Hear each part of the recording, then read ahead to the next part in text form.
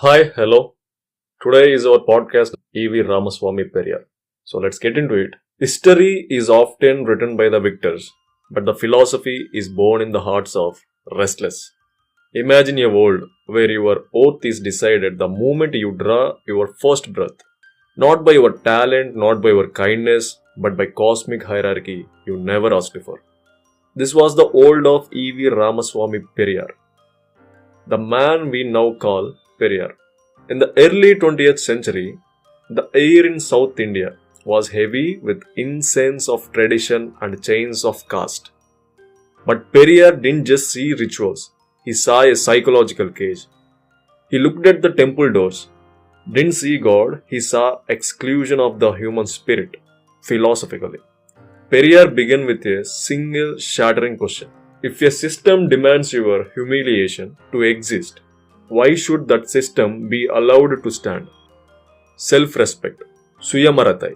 At the heart of Periyar's thought is the concept of Suyamarathai or self-respect is more important than life itself. Why? Because to live without dignity is not to live, it is merely to occupy space. He challenged the very definition of the self.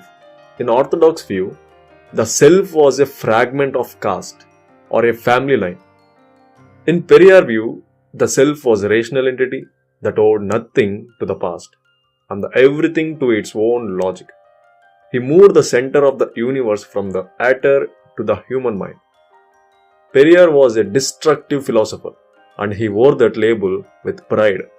He believed that before you can plant a garden of reason, you must first uproot the weeds of dogma, means a set of beliefs that people are expected to accept as true without questioning it. This is where his atheism finds its philosophical root. His rejection of God wasn't just about the non-existence of a deity. It was a protest against the social function of a God. To Periyar, God was the ultimate tool of the oppressor, a celestial justification for earthly inequality. He didn't just want people to stop praying, he wanted them to start thinking. He extended this logic to the domestic sphere, becoming a fierce advocate for women liberation.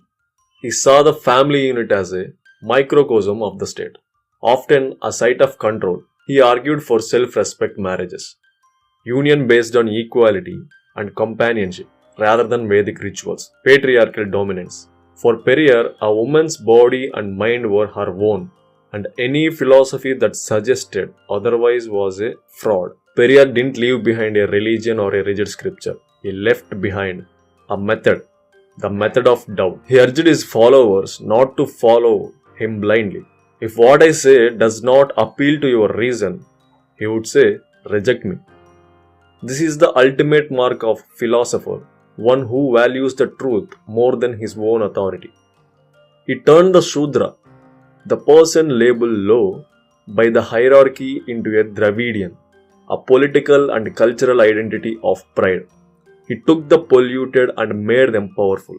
Today, the statues of Periyar stand across the landscape of Tamil Nadu, often with his famous words inscribed, "He who created God is a fool, who worshipped God is a barbarian."